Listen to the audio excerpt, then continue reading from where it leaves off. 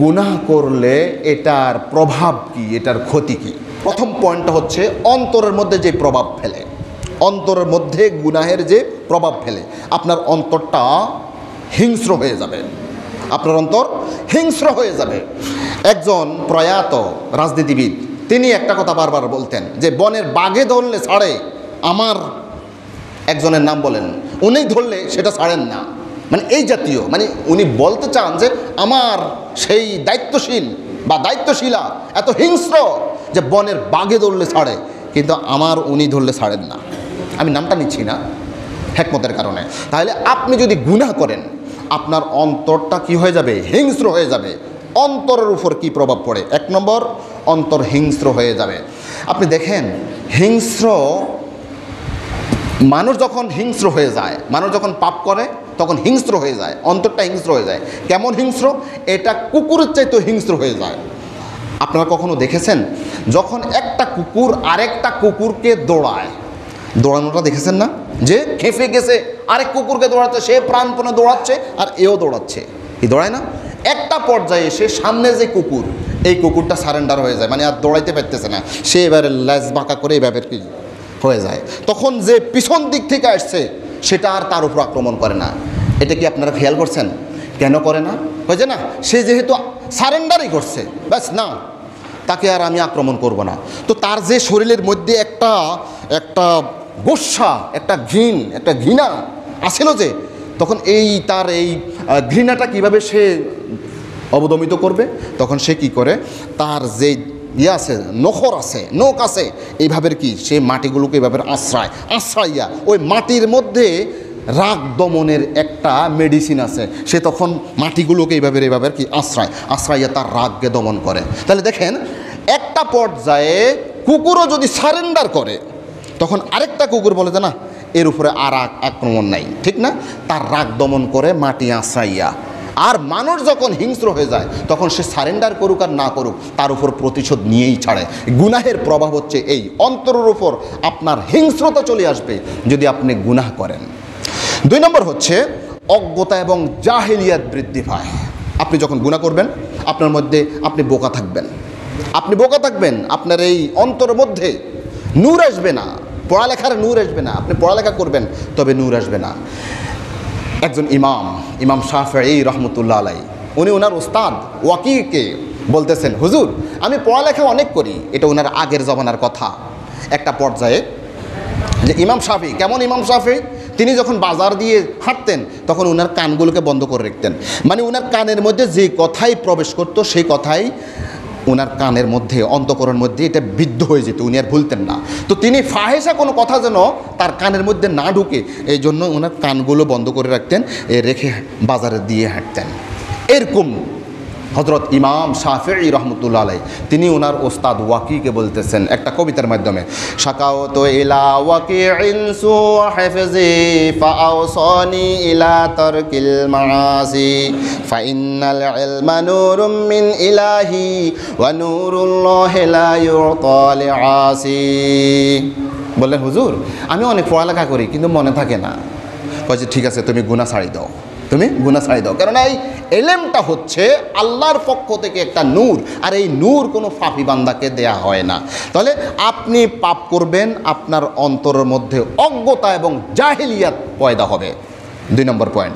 3 নম্বর point হচ্ছে আপনি যদি গুনাহ করেন তাহলে আপনার অন্তরের মধ্যে রোগ সৃষ্টি হবে, অন্তরের রোগ সৃষ্টি হবে। অন্তর উপর কি প্রভাব গুনাহের, সেই কথাটা বলছি। 3 নং পয়েন্ট, অন্তরের রোগ সৃষ্টি হয়। আল্লাহ তাআলা বলছেন, ফি কুলুবিহিম মারাদুন ফাযাদাহুমুল্লাহু মারাদা, তাদের অন্তর মধ্যে রোগ আছে, আল্লাহ তাআলা এই রোগকে আরও বাড়িয়ে দেন। কিসের জন্য? পাপ বৃদ্ধির সাথে সাথে তার অন্তরের মধ্যে সেই রোগটাকে আল্লাহ রাব্বুল আলামিন বাড়িয়ে দেন। তাহলে 3 নম্বর পয়েন্ট। 4 নম্বর হচ্ছে আল্লাহ রাব্বুল আলামিনকে বুঝতে পর্দা পড়ে যায়। আপনি আল্লাহ রাব্বুল আলামিনকে আর বুঝতে পারবেন না, আল্লাহর সম্পর্কে কোনো জ্ঞান আপনি লাভ করতে পারবেন না যদি আপনি গুনাহ করেন। আল্লাহ তাআলা বলছেন, খাতামাল্লাহু আলা কুলুবিহিম ওয়া আলা সামিইহিম ওয়া আলা আবসারিহিম গিশাওয়া। আছে না কোরআনুল কারীমের মধ্যে একটা আছে না, খাতামাল্লাহু আলা কুলুবিহিম ওয়া আলা সামিইহিম ওয়া আলা আবসারিহিম গিশাওয়া। আল্লাহ রাব্বুল আলামিন তাদের অন্তঃকরণের উপর খতম মোহর মেরে দিয়েছেন, ওয়ালা সামিহিম তাদের শ্রবণেন্দ্রিয় কানের উপর আল্লাহ মোহর মেরে দিয়েছেন, ওয়ালা আবসারিহিম গিশাওয়া তাদের চোখের উপর দিয়ে পর্দা ফেলে দিয়েছেন। এই চোখ দিয়ে এবার আপনি আল্লাহকে দেখবেন না, রাসূলকে দেখবেন না, কোরআনুল কারীম দেখবেন না, আপনি দেখবেন শুধু ফেসবুক, আপনি দেখবেন ওই পত্রিকা, বিভিন্ন ধরনের কথা দেখবেন, কিন্তু আপনি সেই চোখ দিয়ে মানে পর্দা পড়ে যাবে। আপনি যদি গুনাহ করেন আপনার অন্তরের মধ্যে পর্দা পড়ে যাবে। 4 নম্বর পয়েন্ট। 5 নম্বর হচ্ছে অন্তরটা কঠিন হয়ে যাবে। দেখেন গুনাহের কি প্রভাব, অন্তর কঠিন হয়ে যাবে।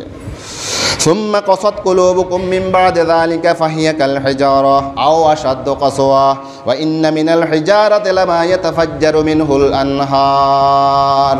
সুম্মা কসাত কুলুবুকুম মিন বাদি যালিকা ফাহিয়া কাল হিজারা, গুনাহ করার কারণে তোমাদের অন্তরগুলো কঠিন হয়ে গিয়েছে। ফাহিয়া কাল হিজারা যেমন নাকি পাথর, পাথরের মতো তোমাদের অন্তর কঠিন হয়ে গেছে। আল্লাহ তাআলা বলছেন না পাথর না, আও আশাদ্দু কাসওয়া পাথরের চাইতেও কঠিন।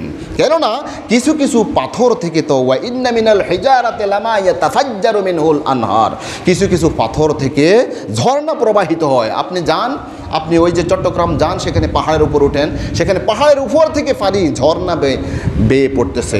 ঝর্ণা তো সেখানে উঠছে কেন? সেখানে পাথর ছাড়া কিছু নাই। সেই পাথর যেদিন থেকে বলা হয়েছে ওয়াকুদুহান নাস ওয়াল হিজারা, এই জাহান্নামের ইন্ধন হবে মানুষ এবং পাথর, সেদিন থেকে পাথর সে অনবরত কান্না করতেছে, আর আমরা সেখানে যাইয়া ফিল্ডিং মারি, সেখানে যাইয়া মজা উড়াই। পাথর সেখানে কাঁদতে থাকে, সেই পাথরের কান্না থেকেই আপনি সেখানে ঝর্ণা দেখতে পান। আল্লাহ তাআলা বলছেন যে কিছু কিছু পাথর থেকে ঝর্ণা প্রবাহিত হয়, আর এই মানুষদের অন্তর গুনাহ করতে করতে ওই পাথরের চাইতেও কঠিন হয়ে গেছে। আল্লাহর জন্য সামান্য একটু কান্না করবে, এটা তার চোখ দিয়ে আসে না। তাহলে আপনি গুনাহ করবেন, 5 নম্বর পয়েন্ট, অন্তর কঠিন হয়ে যাবে। ফাওয়াইলুল লিল কাসিয়াতি কুলুবুহুম মিন যিকরিল্লাহ উলাইকা ফি দালালিম মুবিন। আরেকটা আয়াতের মধ্যে আল্লাহ রাব্বুল আলামিন বলছেন ফাওয়াইলুল লিল কাসিয়াতি কুলুবুহুম, যাদের অন্তর কঠিন হয়ে গেছে তাদের জন্য ওয়াইল, তাদের জন্য ধ্বংস। মিন যিকরিল্লাহ, এখন আর তাদের মুখ থেকে সে অন্তর কঠিন হয়ে যাওয়ার কারণে আর মুখ থেকে আল্লাহর জিকির আসে না। মিন যিকরিল্লাহ উলাইকা ফি দালালিম মুবিন, এরাই হচ্ছে সুস্পষ্ট গোমরাহ। তাহলে আল্লাহ তাআলা বলছেন যে গুনাহ করলে অন্তর কঠিন হয়ে যায়। এরপর হচ্ছে অন্তরের মধ্যে মরিচিকা ধরে যায়। শুধুমাত্র অন্তরের উপর কি প্রভাব পড়ে দেখেন, অন্তরের মধ্যে মরিচা হয়ে যায়, জং ধরে যায়। জং চিনেন তো, মরিচিকা চিনেন তো, মরিচিকা ধরে যায়। আপনি একটা ধারালো দা কোথায় রাখবেন? মাটিতে রাখবেন, সেখানে বৃষ্টি হবে, কিছুদিন পরে দেখবেন যে সেই ধারালো দাটা আর ধারালো নাই, উপর দিয়ে একটু লাল রঙের একটা পর্দা, এক ধরনের মরিচিকা পড়ে গেছে। আল্লাহ তাআলা বলছেন যে একজন ব্যক্তি যদি গুনাহ করে তখন তার অন্তরের মধ্যে মরিচিকা পড়ে যায়। আল্লাহ তাআলা বলছেন কাল্লা বাল রানা আলা কুলুবিহিম মা কানু ইয়াকসিবুন, না কখনো নয়, বরং তাদের অন্তরের মধ্যে মরিচিকা ধরেছে। মা কানু ইয়াকসিবুন, তারা যে অপরাধ করেছে, পাপ করেছে, এটার ফলশ্রুতিতে তাদের অন্তরের মধ্যে মরিচিকা ধরে গেছে। নাউযু বিল্লাহি মিন যালিক। এই জন্য আল্লাহ রাব্বুল আলামিনের কাছে সবসময় এই দোয়াটা করতে হবে। আল্লাহ তাআলাই শিখাই দিচ্ছেন, আল্লাহ আপনি আমাদেরকে হেদায়েত দেওয়ার পরে এই অন্তরকে আবার বিগড়াইয়া দিয়েন না, মরিচিকা ধরাই দিয়েন না, রোগ ঢুকাই দিয়েন না, অন্তরকে বক্র করে দিয়েন না। আল্লাহ তাআলা নিজেই শিক্ষা দিচ্ছেন, রব্বানা লা তুজিগ কুলুবানা বা'দা ইয হাদাইতানা ওয়া হাব লানা মিন লাদুনকা রাহমাহ। রব্বানা লা তুজিগ কুলুবানা, হে আমাদের রব, আপনি আমাদের অন্তরকে আপনি বক্র করে দিয়েন না, বা'দা ইয হাদাইতানা, হেদায়েত দেওয়ার পর। তাহলে দেখেন এই অন্তরকে সঠিক রাখার জন্য আল্লাহ রাব্বুল আলামিন আমাদেরকে নির্দেশনা দিচ্ছেন।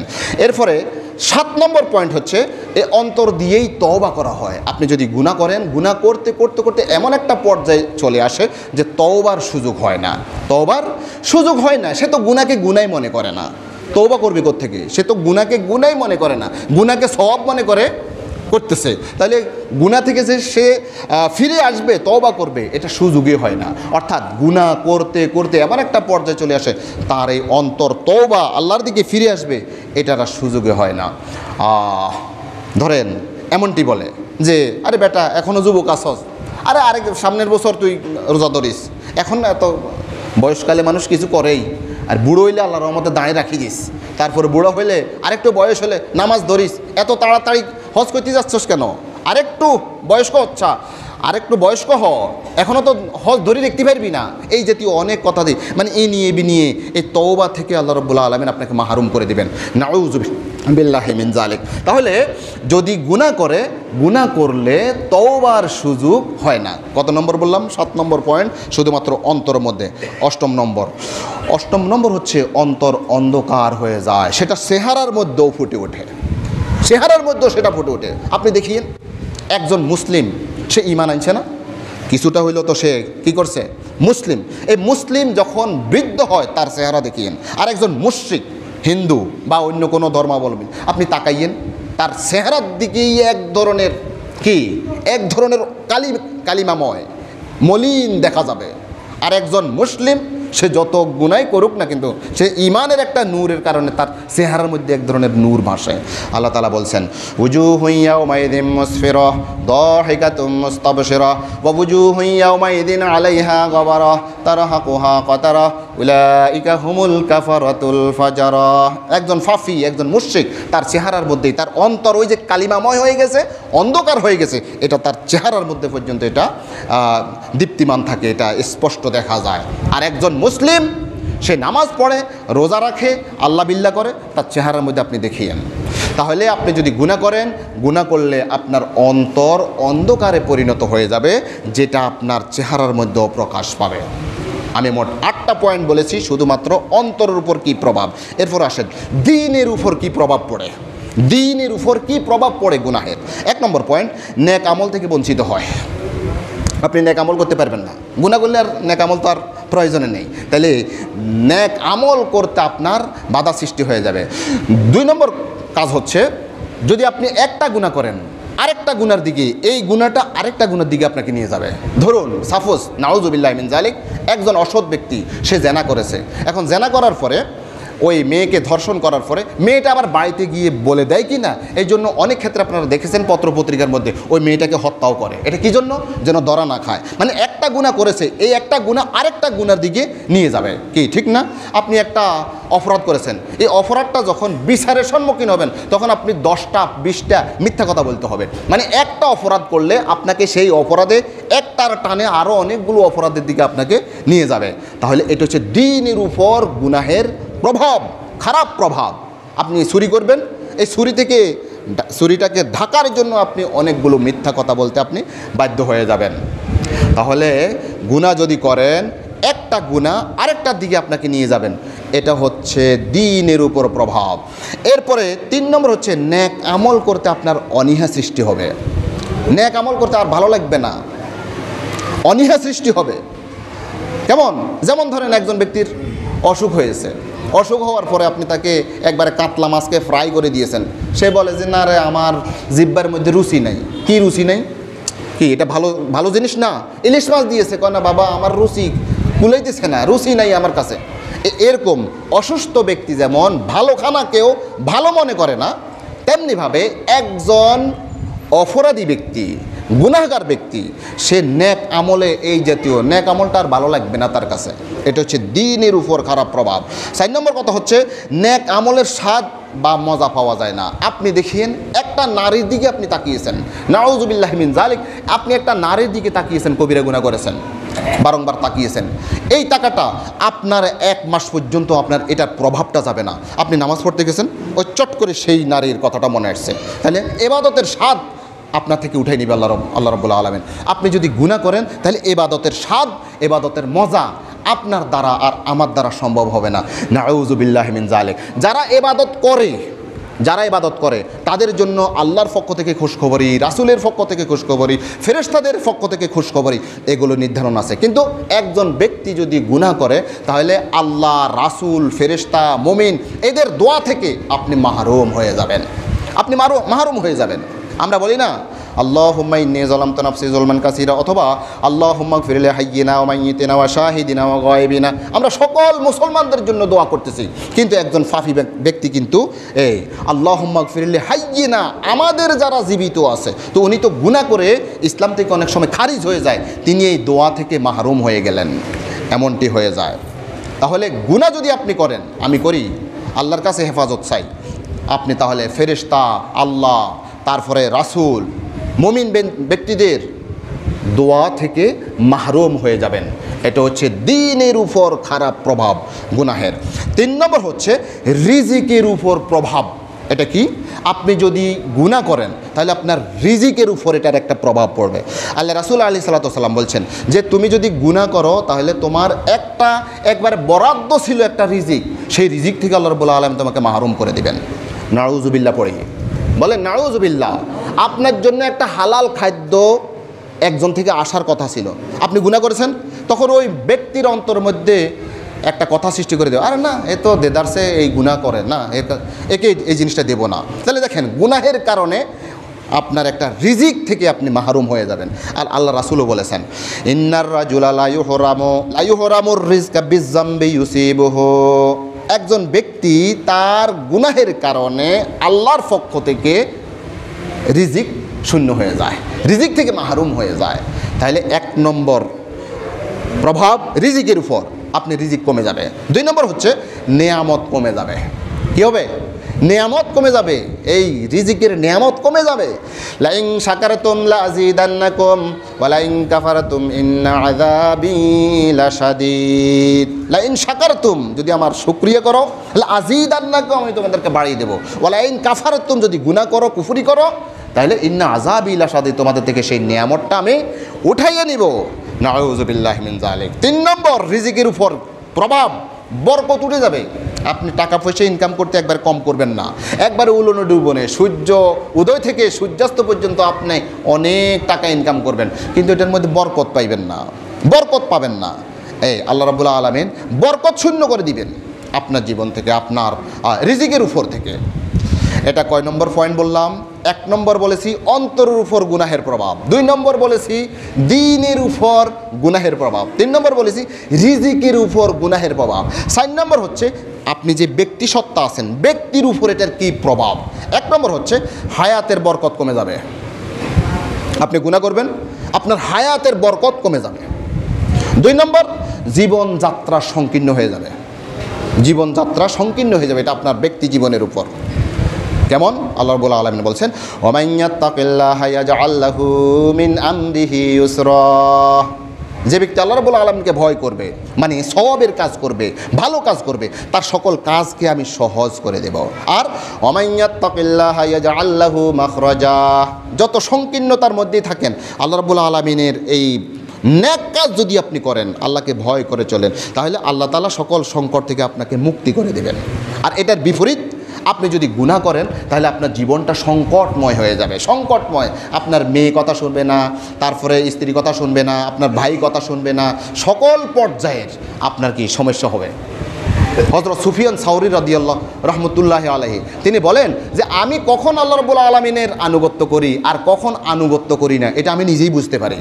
কয় যে যখন আমি আনুগত্য করি না তখন আমার দ্বারা আমি যেই বাহনের মধ্যে চড়েছি এই বাহনও আমার কথা শুনে না, আমি উটের মধ্যে চড়ছি এই উটও আমার কথা শুনে না, আমার অধস্তন যা আছে এরা কেউ আমার কথা শুনতে চায় না, সবাই আমার বিরুদ্ধে লাগে।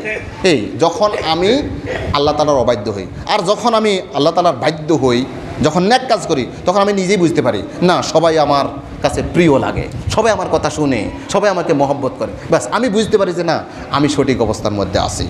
তাহলে 3 নম্বর কথা হচ্ছে যাবতীয় কর্ম কঠিন হয়ে যাবে। এটা হচ্ছে ব্যক্তির উপর প্রভাব, গুনাহের প্রভাব, যাবতীয় কর্ম কঠিন হয়ে যাবে।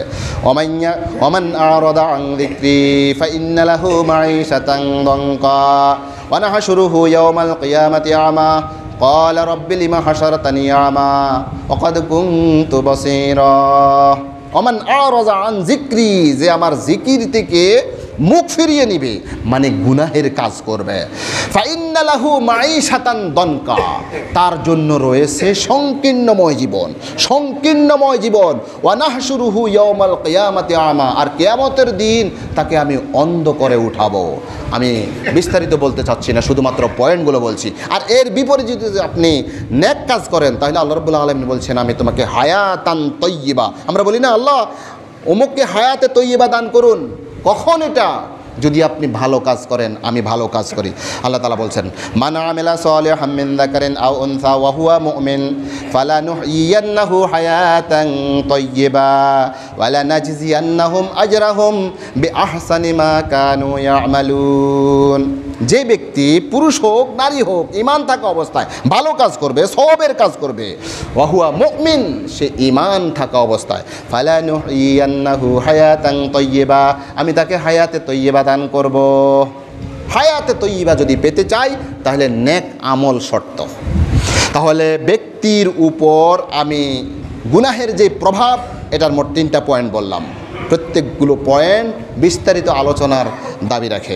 এরপর আসেন, আপনি যে আমল করতেছেন, যে কাজ করতেছেন, এই কাজের উপর প্রভাব।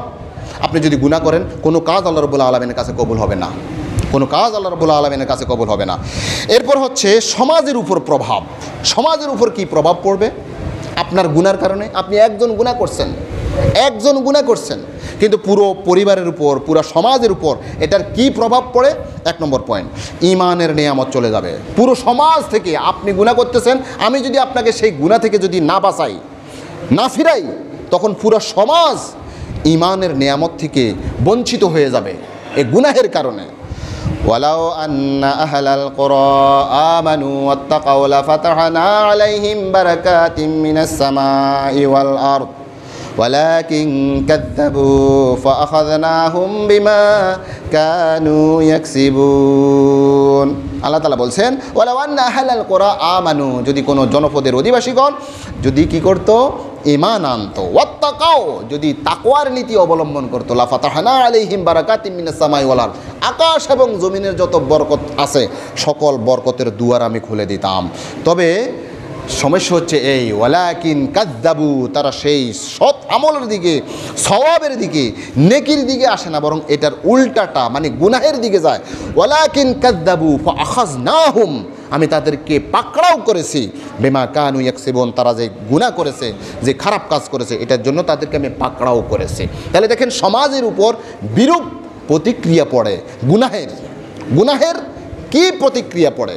সমাজব্যাপী সবার উপর এই আযাব চলে আসে। 1 নম্বর পয়েন্ট। এই পয়েন্টের মধ্যে আমি কয়েকটা কথা বলবো। 1 নম্বর হচ্ছে কি বললাম? ঈমানের নিয়ামত চলে যাবে। 2 নম্বর হচ্ছে ধন সম্পদের উপর বিপদ চলে আসে।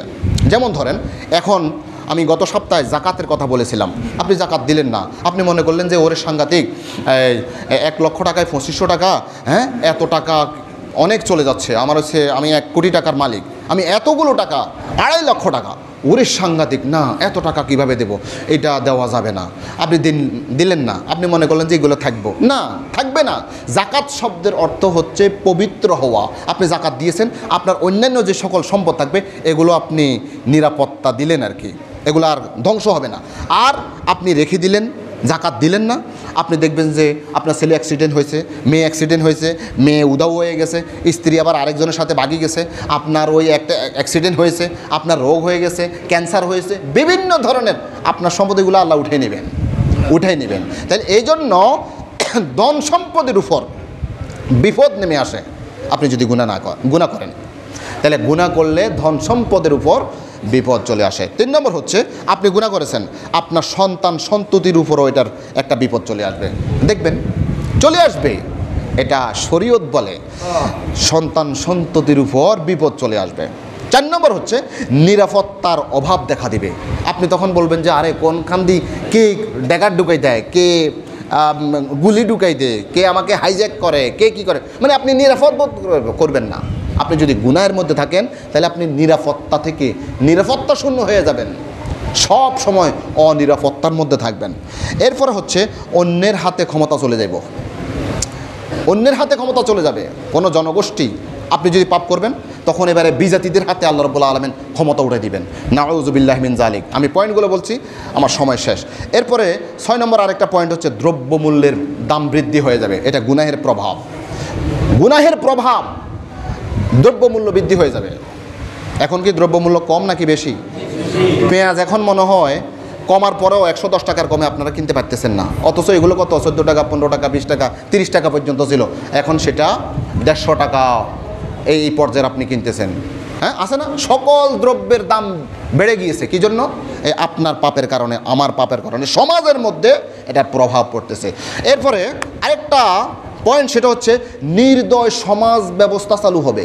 যে সমাজের মধ্যে কে কাকে কত বেশি ঠকাতে পারে এই ধরনের মানসিকতা চলে আসবে। কে কাকে কত বেশি ঠকাইতে পারে আপনি দেখেন, একেবারে জুসের নিচে দিয়ে দেখবেন যে এবারে ছোট করে একবারে খালি করে দিয়েছেন। আপনি ওই যে পটাটো একটা আছে, বিস্কুট আছে, এতটুকু একটা প্যাকেট, কিন্তু আপনি খুলে দেখেন মাঝখানে এতটুকু পর্যন্ত নাই।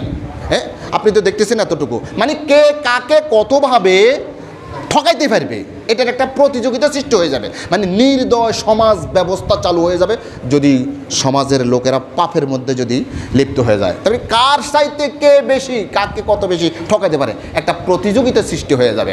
ওয়া তারা কাসীরাম মিনহুম ইউসারিউনা ফিল ইসমি ওয়াল উদওয়ান ওয়া আকলিহিমুস সুহুত লাবিসা মা কানু ইয়ামালুন। আপনি দেখবেন তাদের অনেককেই আল্লাহ রাসূলকে বলছেন ওয়া তারা কাসীরাম মিনহুম ইউসারিউনা ফিল ইসমি ওয়াল উদওয়ান, সীমালঙ্ঘন এবং পাপের দিকে তারা দৌড়াইয়া যাইতেছে। যেন আমাদেরকে উদ্দেশ্য করে আল্লাহ রাব্বুল আলামিন এই আয়াতটা নাজিল করেছেন, ওয়া তারা কাসীরাম মিনহুম ইউসারিউনা ফিল ইসমি ওয়াল উদওয়ান। তাহলে এমন একটা সমাজ ব্যবস্থা সৃষ্টি হয়ে যাবে, গুনাহের প্রভাবে সমাজের উপর পতিত হবে, যে সমাজটা হবে নির্দয় সমাজ ব্যবস্থা, যে সমাজ ব্যবস্থার মধ্যে কে কাকে কত বেশি ঠকাইতে পারে এটার প্রতিযোগিতা সৃষ্টি হবে। এরপর আরেকটা পয়েন্ট হচ্ছে জালিম প্রশাসক এবং শত্রুকে চাপিয়ে দেওয়া হবে। আরে দেখেন, আমি যদি চোর হই আমার নেতা কে হবে? দুধর্ষ চোর। আরে চোরে শুধুমাত্র চোর হইলে চোরের নেতা হইতে পারে না নাকি? আমি যদি ডাকাত হই আমার নেতা হবে দুধর্ষ ডাকাত। আজকে আমাদের সমাজ ব্যবস্থার মধ্যে আপনি কাকে দোষ দিবেন? কাকে দোষ দিবেন? ওই অমুক এমপি মন্ত্রী এটা সেটা দায়িত্বশীলকে আপনি দোষ দিবেন না। আপনি আপনার নিজের দিকে তাকান। আপনি যদি চোর হয়ে থাকেন আপনার নেতা হবে দুধর্ষ চোর। আপনি যদি নেককার থাকেন আপনার নেতা হবে আপনার চাইতে আরও উন্নত মানের নেককার একজন ব্যক্তি, ঠিক না? এটা আপনার নিজের দিকে তাকান। আমরা গুনাহগার হয়ে গেছি, আমাদের উপর চাপি দিছে। আপনি মনে করবেন বাংলাদেশকে বাংলাদেশে চালাইতেছে, মোটেই না। এটা হিন্দুত্ববাদী মানুষরাই আমাদেরকে এখন এই 91-92% মুসলমানদেরকে শাসন করতেছে। আপনি জানেন ঢাকা বিশ্ববিদ্যালয়ের মধ্যে ইফতারি করা যায় না। এটা ইফতারি করার জন্য যেন অনুমতি না দেওয়া হয় এটার জন্য প্রজ্ঞাপন হয়েছে। আর সেই একই জায়গার মধ্যে মোট 72টা পয়েন্টের মধ্যে সরস্বতী পূজা হবে এটার ঘোষণা দেওয়া হয়েছে। আপনি কি মুসলমানের রাষ্ট্রের মধ্যে বসবাস করতেছেন? আপনাদের চোখের সামনেই ওই যে ফেনীর মধ্যে ঘটনা আপনারা শুনেন নাই? হ্যাঁ, আপনারা কি ঘুম গেছেন নাকি? হ্যাঁ, কিছুদিন আগেই তো 7 জনকে রক্তাক্ত করে ফেলেছে। এটাই সেখানে কি সরকার উৎখাত করবে? সেখানে কি একটা কিছু বিপ্লব ঘটাই দিবে? ইফতারি না করতে গেছে এই রোজাদার কিছু মানুষ সেখানে ইফতারি করবে। এই ইফতারির মধ্যে কারা আক্রমণ করেছে আপনি দেখেন। একজনও এই যে গণেশ তারপরে ওই প্রীতি এরকম কোনো হিন্দু মানুষ এইগুলা আক্রমণ করে নাই। করেছে কারা? এই মুসলমানের বাচ্চা। তাহলে দেখেন কে চালাচ্ছে? এটা মুসলমানরা চালাচ্ছে না। যদি আপনি গুনাহগার হয়ে যান, আমি যদি গুনাহগার হয়ে যাই, জালিম প্রশাসক এবং শত্রুদেরকে আমাদের উপর চাপাই দিবেন, এটা আল্লাহ রাব্বুল আলামিনের ঘোষণা। এরপর হচ্ছে রহমতের বৃষ্টি বন্ধ হয়ে যাবে। রহমতের বৃষ্টি দেখবেন যে একবার বৃষ্টি হইতেছেই ফসল সবগুলো নষ্ট। আবার যখন হচ্ছে না একেবারেই মানে সব ফসল নষ্ট হয়ে যাচ্ছে। ওই দিক দিয়ে বেশি বৃষ্টি হইতেছে, ওই দিক দিয়ে আবার কম বৃষ্টি হইতেছে। এগুলো সব কি আমাদের গুনাহের কারণে। আল্লাহ রাসূল আলাইহিস সালাতু ওয়াস সালাম এইগুলো থেকে আমাদেরকে নিষেধ করেছেন। খবরদার, তোমরা প্রকাশ্য অপ্রকাশ্য সকল গুনাহ থেকে তোমরা নিজেদেরকে মুক্ত রাখবে। আর জলস্থলে অন্তরিক্ষে সকল পর্যায়ে ফিতনা ফাসাদ এর সয়লাব দেখা দিবে। আল্লাহ তাআলা বলছেন জহরাল ফাসাদু ফিল বাররি ওয়াল বাহরি বিমা কাসাবাত আইদিন নাস। জলে স্থলে অন্তরিক্ষে সকল জায়গার মধ্যে ফাসাদ সয়লাভ হয়ে যাবে। বিমা কাসাবাত আইদিন নাস, মানুষ যেটা অর্জন করেছে মানে গুনাহ করেছে, সেই গুনাহের ফলশ্রুতিতে সমাজের মধ্যে, সমুদ্রে, তারপরে উপকূলে, তারপরে শহরে, গ্রামে, সকল পর্যায়ে ফিতনা ফাসাদ সৃষ্টি হয়ে যাবে। আমার আরও কিছু পয়েন্ট ছিল, আমি আর আজকে বলবো না, ইনশাল্লাহ আগামী কখনো যদি সময় পাই এই প্রসঙ্গে বলবো যে এই সমাজগুলো ধ্বংস আল্লাহ রাব্বুল আলামিন কীভাবে করে দিয়েছেন, যে সমাজের মধ্যে বেশি বেশি পাপ চলে। আমি কয়েকটা পয়েন্ট করেছিলাম।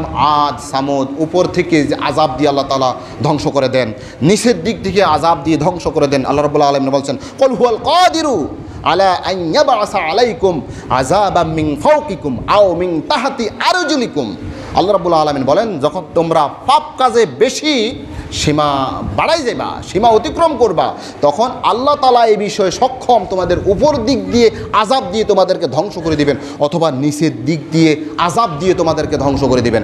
মুফাসসিরিন কিরাম বলেছেন যে উপর দিক দিয়ে আযাবেরও দুইটা অবস্থা আছে। একটা অবস্থা হচ্ছে এই আল্লাহ তাআলার প্রাকৃতিকভাবে যে ঘূর্ণিঝড়, তারপরে টর্নেডো, পাথর বৃষ্টি, অতিবৃষ্টি, অনাবৃষ্টি, বাতাস, বজ্রপাত, শিলাবৃষ্টি ইত্যাদি উপর দিক দিয়ে সব কিছু আসে। এভাবে অনেক জাতিকে আল্লাহ রাব্বুল আলামিন উপর দিক দিয়ে আযাব দিয়ে ধ্বংস করে দিয়েছেন। আবার এটার আরেকটা অর্থ হতে পারে যে উপর থেকে আযাব মানে আপনি এখন যে অবস্থার মধ্যে আছেন, আপনার দায়িত্বশীল যারা আছে এটা তো আপনার উপরে, এই উপরের দিকে এমন এমন কর্তা ব্যক্তিদেরকে আমি লাগিয়ে দিব যারা তোমাদের উপর কি করবে, এই আযাব নাজিল করবে। এটাকেই আল্লাহ রাব্বুল আলামিন বলছেন মিন ফাওকিকুম আইয়াবাসা আলাইকুম আযাবাম মিন ফাওকিকুম, তোমাদের উপর দিকের যত দায়িত্বশীল আছে তাদেরকে লাগিয়ে দিব তোমাদেরকে আযাব, তোমাদেরকে বেত্রাঘাত করার জন্য, তোমাদেরকে নির্যাতন করার জন্য। আর অমিন তাহাতি আরজুলিকুম, তোমাদের নিচের দিক দিয়ে আযাব, নিচের দিক দিয়ে আযাব দিও আল্লাহ রাব্বুল আলামিন অনেক জাতিকে ধ্বংস করে দিয়েছেন। কি ঠিক না?